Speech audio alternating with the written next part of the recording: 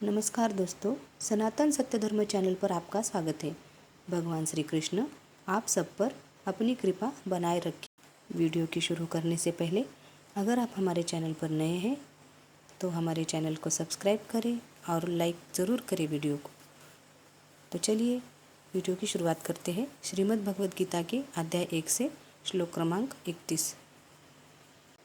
न च श्रेयोनुपश्यामि हत्वा स्वजनमाहवे न काहड़ेह विजय कृष्ण च राज्य सुखानि च।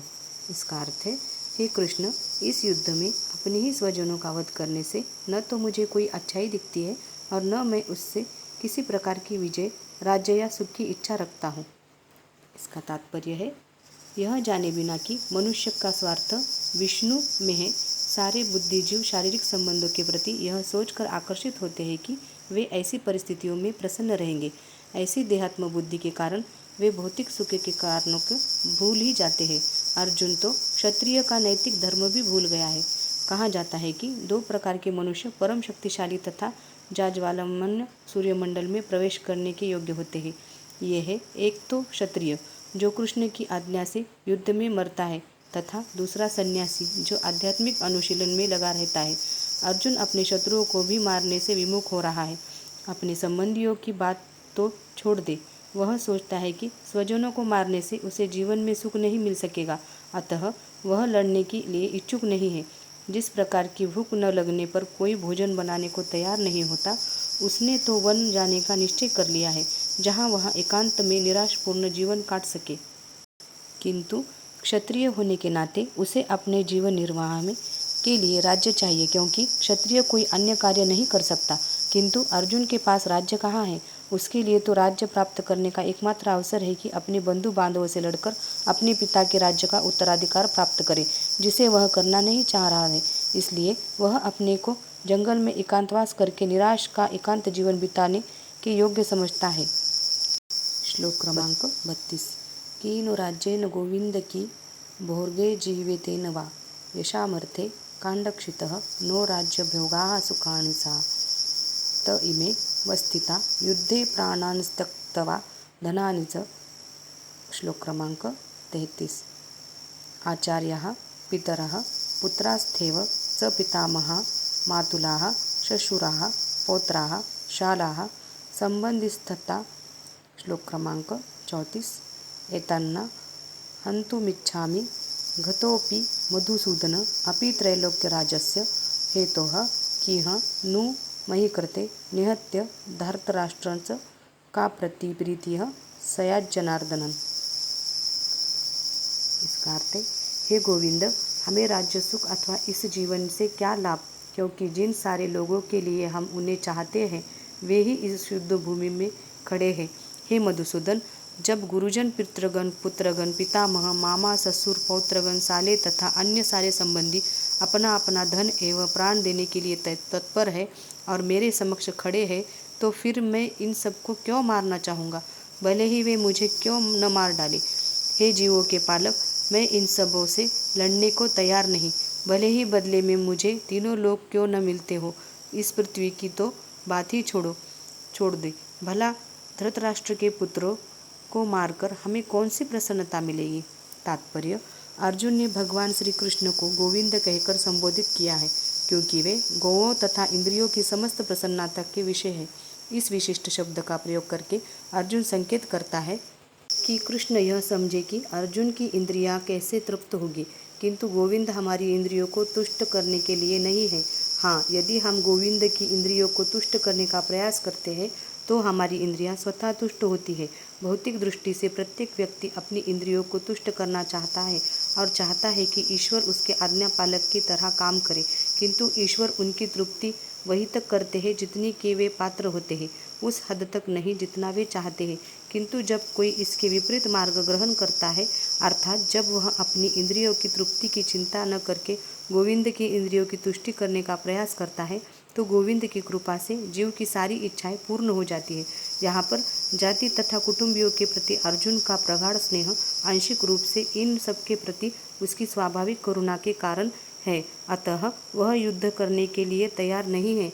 हर व्यक्ति अपने वैभव का प्रदर्शन अपने मित्रों तथा परिजनों के समक्ष करना चाहता है, किंतु अर्जुन को भय है कि उसके सारे मित्र तथा परिजन युद्ध भूमि में मारे जाएंगे और वह विजय के पश्चात उनके साथ अपने वैभव का उपयोग नहीं कर सकेगा।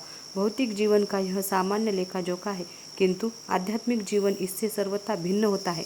चूँकि भक्त भगवान की इच्छाओं की पूर्ति करना चाहता है, अतः भगवद इच्छा होने पर वह भगवान की सेवा के लिए सारे ऐश्वर्य स्वीकार कर सकता है, किंतु यदि भगवत इच्छा न हो तो वह एक पैसा भी ग्रहण नहीं करता। अर्जुन अपने संबंधियों को मारना नहीं चाह रहा था, और यदि उनको मारने की आवश्यकता हो तो अर्जुन की इच्छा थी कि कृष्ण स्वयं उनका वध करे। इस समय उसे यह पता नहीं कि कृष्ण उन सबों को युद्ध भूमि आने के पूर्व ही मार चुके हैं और अब उसे निमित्त मात्र बनाना है। इसका उद्घाटन अगले अध्याय में होगा। भगवान का असली भक्त होने के कारण अर्जुन अपने अत्याचारी बंधु बांधवों से प्रतिशोध नहीं लेना चाहता था, किंतु यह तो भगवान की योजना थी कि सबका वध हो। भगवत तक दुष्टों से प्रतिशोध नहीं लेना चाहते, किंतु भगवान दुष्टों द्वारा भक्त के उत्पीड़न को सहन नहीं कर पाते।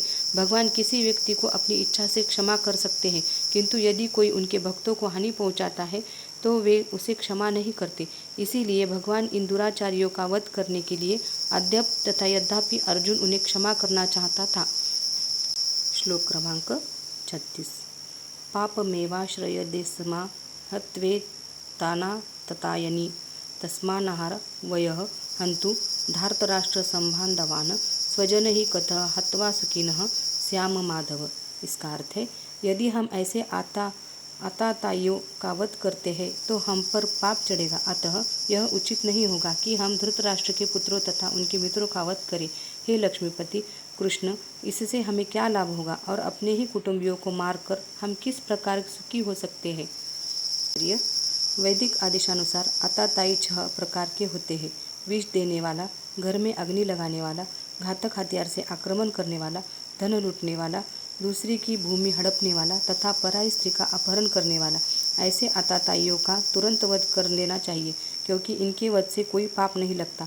आताताइयों का इस तरह वध करना किसी सामान्य व्यक्ति को शोभा दे सकता है, किंतु अर्जुन कोई सामान्य व्यक्ति नहीं है। वह स्वभाव से साधु है, अतः वह उनके साथ साधुवत व्यवहार करना चाहता था, किंतु इस प्रकार का व्यवहार क्षत्रिय के लिए उपयुक्त नहीं है। यद्यपि राज्य के प्रशासन के लिए उत्तरदायी व्यक्ति को साधु प्रकृति का होना चाहिए, किंतु उसे कायर नहीं होना चाहिए। उदाहरणार्थ, भगवान राम इतने साधु थे कि आज भी लोग राम राज्य में रहना चाहते हैं, किंतु उन्होंने कभी कायरता प्रदर्शित नहीं की। रावण आताताई था, क्योंकि वह राम की पत्नी सीता माता का अपहरण करके ले गया था, किंतु श्री राम ने उसे ऐसा पाठ पढ़ाया था जो विश्व इतिहास में बेजोड़ है। अर्जुन के प्रसंग में विशिष्ट प्रकार के आताताइयों से भेंट होती है। ये है उसके निजी पितामह, आचार्य, मित्र, पुत्र, पौत्र इत्यादि। इसलिए अर्जुन ने विचार किया कि उनके प्रति वह सामान्य आताताइयों जैसा कटु व्यवहार न करे। इसके अतिरिक्त साधु पुरुषों को तो क्षमा करने की सलाह दी जाती है। साधु पुरुषों के लिए ऐसे आदेश किसी राजनीतिक आपातकाल से अधिक महत्व रखते हैं। इसलिए अर्जुन ने विचार किया था कि राजनीतिक कारणों से स्वजनों का वध करने की अपेक्षा धर्म तथा सदाचार की दृष्टि से उन्हें क्षमा कर देना श्रेयस्कर होगा। अतः क्षणिक शारीरिक सुख के लिए इस तरह वध करना लाभप्रद नहीं होगा। अनंतः जब सारा राज्य तथा उससे प्राप्त सुख स्थायी नहीं है, तो फिर अपने स्वजनों को मार कर वह अपने ही जीवन तथा शाश्वत मुक्ति को संकट में क्यों डाले। अर्जुन द्वारा कृष्ण को माधव अथवा लक्ष्मीपति के रूप में संबोधित करने भी सार्थक है। वह लक्ष्मीपति कृष्ण को यह बताना चाह रहा था कि वे उसे ऐसा काम करने के लिए प्रेरित न करें जिससे अनिष्ट हो, किंतु कृष्ण कभी भी किसी का अनिष्ट नहीं चाहते, भक्तों का तो कदापि नहीं। तो आज हमने 31 से 36 तक के श्लोक का पाठ किया है। उम्मीद है मेरी वीडियो आपको अच्छी लगेंगी। अगर मेरे सही से शब्द उच्चारण ना होए तो मुझे क्षमा कर दे, और ऐसे ही हमारे वीडियो को देखते रहे। हमारी वीडियो को लाइक करें और चैनल को सब्सक्राइब ज़रूर करें। कमेंट बॉक्स में जय श्री कृष्णा लिखना ना भूलें। तो मिलते हैं ऐसे ही अगले वीडियो में, अगले श्लोक में। तब तक के लिए राधे राधे।